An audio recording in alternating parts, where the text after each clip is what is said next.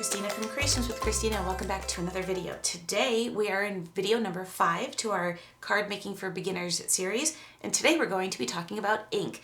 There are so many different types of ink on the market. Some are dye-based, some are pigment, some are solvent inks. We have embossing inks, we have distress inks, which are a dye-based ink. However, I do put those into their own little category personally for myself. And then they also, there are some companies do a hybrid of ink between pigment and dye-based. We're going to talk about dye-based inks first. Many dye-based inks come with two options, whether it's a full version or a cube version. Simon Says Stamp and Hero Arts, I know both have full versions and cube versions of their ink pads, which are great. If you're a beginner, you might want to think about getting the cube versions just to try out the inks and see how you like them. And then you can always later on start purchasing the full version. This is Paper Tray Ink, Stampin' Up, Hero Arts, Simon Says Stamps. Those are the ones I have in my collection. Many companies request or say that you should store your inks upside down. So this is a dye-based ink, and they request that you and say that you should store them upside down, and it keeps the ink towards the top of the pad. However, I don't store mine upside down. I usually just keep them just the way they are, and I've had no problems with that happening. I've had Paper Tray Ink inks for quite some time, and I've not had any problems with the quality of inking. Stampin' Up actually has it built into their storage for their ink pads that they are upside down. Now this is an older Stampin' Up ink pad. They have newer styles of this, but it still works the same way where you can push the button and your ink pad is stored upside down. So it just sticks right inside there. Now you can see one thing with this is that I have ink all over the top of this, and it's run a little bit, and I don't do anything. As a matter of fact, I don't even think I've ever used this color. So it's in there, but I think some of the ink, because it might be over saturated with color, may have ran inside of my case. Dye-based inks are my favorite inks and what I go for the most. I have a couple different versions of ink companies. Like I said, Hero Arts, Paper Tray Ink, and Simon Says Stamps. However, I would like to try some maybe Lawn Fawn in the future. But I am just going to go ahead and take one of my Simon Says Stamp inks. And what I like about dye-based inks, and this has got a fuzzy in it, so it's probably not going to stamp out really nicely, but what I like about it is the ink sits on top of the, or doesn't sit on top of the paper, it absorbs into the paper. Now keep in mind, I just touched this and really messed it up. But once this ink dries, it all blends together and makes this really nice, smooth image. If you need to, you can go ahead and stamp it again. That's what's nice about having some kind of stamping board, that if you did not stamp it right the first time, you can do it again the second time. It might come out a little bit better. As these dry, they're absorbing into the paper, and then the ink spreads out and makes a really nice, crisp, clear image. I'm just going to show you with my Hero Arts inks. I just went ahead and cleaned off. I just used a baby wipe to clean off my ink, which is probably where I got the little fuzzy from. And I'm going to use a Hero Arts ink just to kind of show you the difference, which there is none. They'll blend in and absorb into the paper. I love dye-based inks. That's why I have so many different versions and so many different kinds. And I don't have a particular company that I like the best. They all have different shades and different variations in their colors. So I kind of try to not make sure I buy anything that's too close to each other, but it will, it's absolutely one of my most favorite inks and what I purchase the most of when I'm shopping for different ink colors. Another type of ink is a pigment ink. Pigment inks are richer than a dye-based ink, and they stay wet longer. Usually they have a sponge type pad, so this is kind of a foam pad. And you'll see, and if I had something that I could push into, I don't want to push into, but this ink pad is really, really wet and picks up the color beautifully. I don't even have to tap too much. It's filled in beautifully on my stamp, and I could stamp this out onto my cardstock and I don't think the camera is going to pick this up, but you can see the moisture and how it's still wet. What's great about this is that you can then emboss with it. Now I know we haven't talked about embossing yet in our card making for beginners, but I just kind of wanted to show you how this works. Now our embossing powder might stick to these inks because they're still a little bit wet, but they won't stick nicely and give a nice clear coating.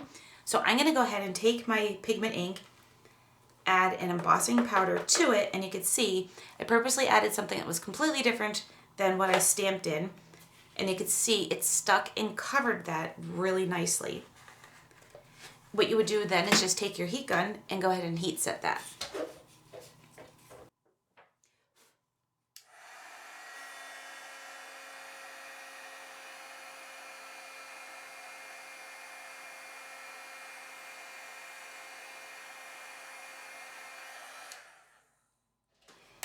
Unfortunately, that's the only style of pigment ink I have. I wish I had more, and maybe I will start collecting more, but I generally kind of go for the dye-based before I start working with pigment inks and chalk inks too, which stay wet longer, would be great for embossing. So if you want to do something that is a pigment ink, stays wet longer, it's not like the dye-based ink that it absorbs into the paper. As you can see, some of these have already started to kind of fill in and absorb into the paper and start spreading out, so they're not quite as gloppy as they were before. But pigment ink sits on top of the paper, so it doesn't have anywhere to go like a dye-based ink, which absorbs. And if I turn this over, you can kind of see how the dye absorbed in. And this one right here, which is just more of a shadow, is the pigment ink. And that's actually just sitting on the top of our cardstock on the other side. Since we're talking about pigment inks and embossing, I thought I would just go ahead and pull out this Versamark ink pad. This is an embossing ink pad, and a lot of other companies also have embossing. This one I've had, I can't even tell you how long. It's really had many uses and dirty, and it's been around for a long time. So I'm going to take that same image that I stamped here, but I'm going to use this embossing pad. This is a clear ink. It's sticky, so that when you put it down, of course you're going to see it because I didn't thoroughly clean my ink pad or my stamp, but it's there and it stays wet. It stays wet much longer than a pigment ink, and it's sticky and will also hold your embossing powder. So if you want to emboss an image, you want to get yourself an embossing ink pad. Another thing that this embossing ink pad does is it will change the look of your cardstock. And what you can do is use this as a watermark. So I have a piece of gray cardstock here, and I'm just gonna go ahead and stamp my image onto my gray cardstock. Once this dries, it's gonna leave that same look right there. It doesn't fade. It holds a nice kind of like wet look onto your card. It's not really wet, it's just a darker version of your cardstock. I love this. You can make some really cool patterns with this for backgrounds onto your card. Of course, I need to re-ink mine because it's getting a little dry. And you can also buy re-inkers for 90% of the ink pads that are out there. You can buy re-inkers. So you can always use, which is why I've had this one for so long, you can fill it up with more ink and then continue using the same ink pad. You don't have to go out and buy a whole new one, just buy a re-inker. And as you can see, I have some really cool watermark looks onto this cardstock. So fun way, and we'll talk about backgrounds again in the future, but that's just, you know, what that embossing ink does in a couple different companies. I believe Simon Says Stamp has their own embossing ink, and I'm possibly could be completely wrong on this, but I think Hero Arts. I might be totally wrong on that though. So that's the embossing ink. Let's talk about our distress ink. Now, distress ink comes in two different types right now. We have a plain distress ink, which I have in the cube because I had full versions of these but never really used them, but still do use them a little bit. This one is a dye-based ink. However, it does not, I don't get a really good crisp stamping of these because there is a different type of formula with these than a regular dye-based ink. So I'm just going to go ahead and stamp this out onto my cardstock. And you can see that it's a much different type of inking, and it actually will dry this way. What a lot of us use for this is ink blending. We're going to use this to create different types of inking, maybe going right along the edge of our cardstock. These react wonderfully with water, and you can do some amazing watercolor techniques with these. They're really fun, and we'll probably go through these more when we're talking more about different types of backgrounds for card bases. But they're one of the ink pads that I've had for quite some time. I did get rid of my full versions and went with the smaller versions because I'm in love now with the Distress Oxide. Distress Oxide is a Ranger product by Tim Holtz, and is this really cool formula that I probably can't even tell you. I think it might be a combination between pigment and dye ink, but don't quote me on that. I'm not even 100% sure. But this is a kind of chalkier version of Distress ink where you again reacts with water, and it's just absolutely amazing. You can also stamp with this. So I'm just going to go ahead and take this stamp and stamp it out. And when this dries, it dries out to this really cool chalk-like finish. It's a totally different finish than you would get from just a regular dye ink. So I thought before I put these away that I would show you quickly how these work. Now I have a little tool. This one actually is marked with a different ink color on it. I just put a fresh pad, but all of my little Distress ink cubes, I keep these little pads underneath, and these are great for creating those blended and faded techniques onto your cards. All you have to do is just kind of lightly rub, and you could start adding your color to your cardstock.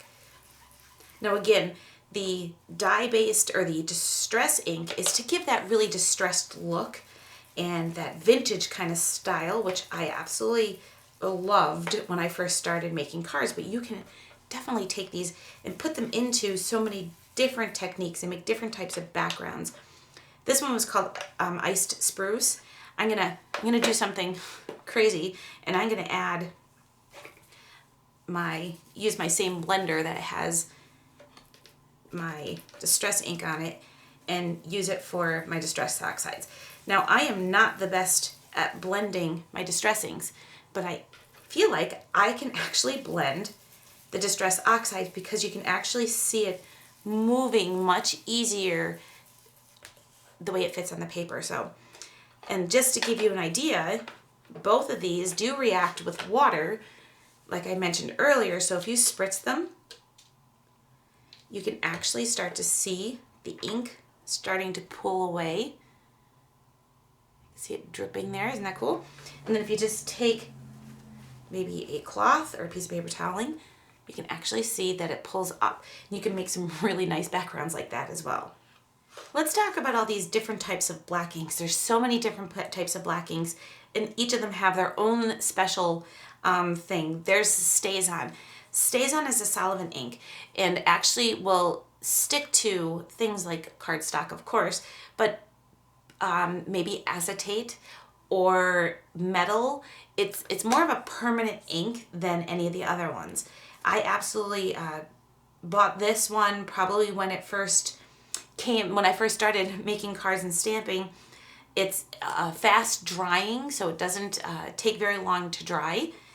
I have Memento ink, and the reason why I have this one, this is a dye-based ink, but this one works fabulous with alcohol markers. So if you use an alcohol-based marker, you're definitely going to want a dye fade-resistant ink because that's what you need for doing an alcohol marker. Another one is Archival ink. This is by Ranger. It's acid-free, permanent, waterproof, and another dye-based ink. And I use this one because it's great because it's waterproof, it's also great for working with watercoloring. If you're working with colored pencils, watercolor pencils, or anything like that, you'll want to have this. And then I have my VersaFine, which is pretty much another version, another ink that's like the Archival ink, but this one happens to be my absolute favorite and the one I go for the most. You'll probably see me often with this one. So I'm going to take these images and stamp them all out onto my piece of cardstock here, just so I can kind of show you the difference in some of these. So this one is the archival ink. It is waterproof. I'm just going to go ahead and stamp out that. And I am going to grab a pen, and I'm just going to put A for the archival ink. I'm going to do my VersaFine.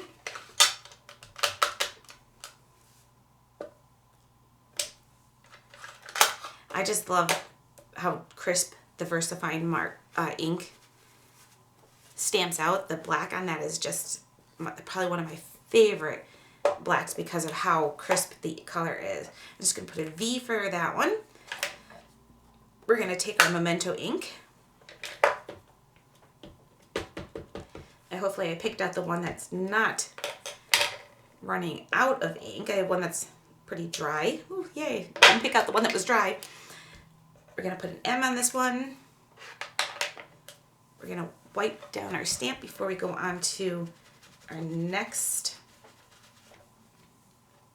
ink, which is our StazOn ink.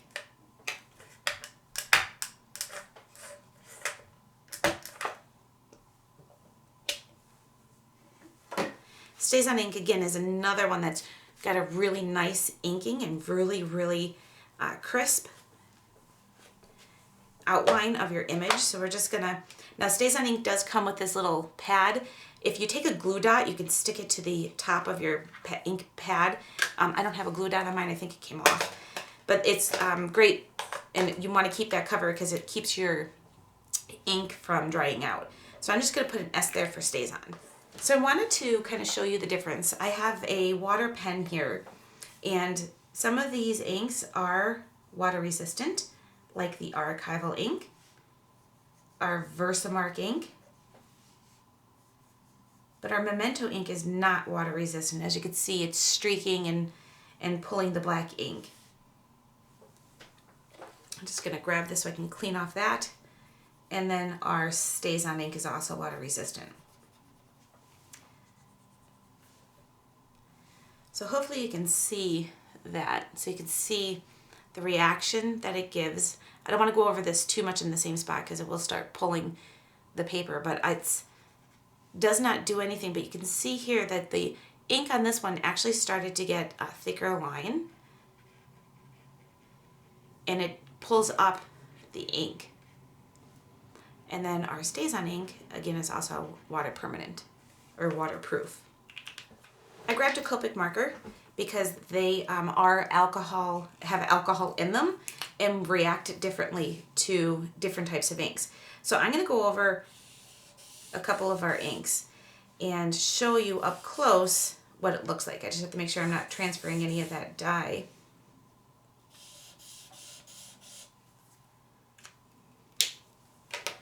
As the alcohol markers absorb into the paper, you can start to see that the black ink is starting to kind of feather out and blur out and kind of react with the Copic marker because of the alcohol in it.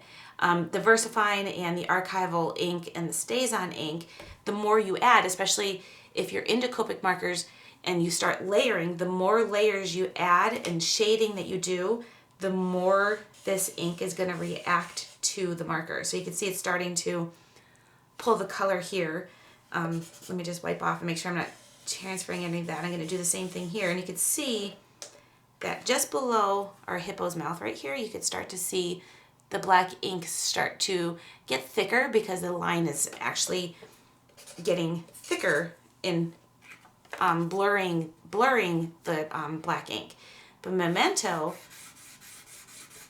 you have no problems with. It's never going to react to the ink. StazOn will also do the same thing. You can see it, if I can get a little closer here, you can start to see the ink of the black start to pull and absorb into the Copic marker. But you won't have that problem with Memento. So that's why we have the Memento ink. We also have things like Zig markers. These are real brush markers. They have the ink inside of it, and depending on what you're doing and what type of ink you're using, it may or may not react. So it's going to react to the Memento ink because it's not a waterproof ink, but it's not going to react to things like the archival, the VersaFine, and the StazOn. I also have things like Tombow markers. You might see these often at your local craft stores. Again, these will not react to our waterproof inks, but it could react and will react to our Memento ink by starting to pull. Now I'm going over this paper quite a bit, so I'm starting to get some peeling and pilling of the paper, and that's going to happen when you do that. What's nice is about some of these markers, like the alcohol markers and these Tombow markers, if you transfer color onto it, just wipe it off onto a piece of paper and you'll get it all cleaned out. So I'm just going to give you a quick close-up of what happens in the different reactions to those black inks and why some of us, you might want to have, you know, a bigger collection of black inks in your stamping collection. I hope you guys enjoyed today's video and found it helpful. I am not an expert when it comes to talking about how different inks and what properties are made out of, and the different chemicals and so on that they use for creating their inks, but I hope I made it a little bit clear, especially if you're somebody that's just starting off with card making. If you want links to the different types of inks that I showed today, I'll leave them down below in the YouTube description and on my blog if you want to check that out. Don't forget to give today's video a thumbs up. That's how YouTube knows that you enjoyed my video. And if you stuck around to the very end, here are a couple of other videos that you might enjoy. Thanks for watching, and I'll see you next time. Bye!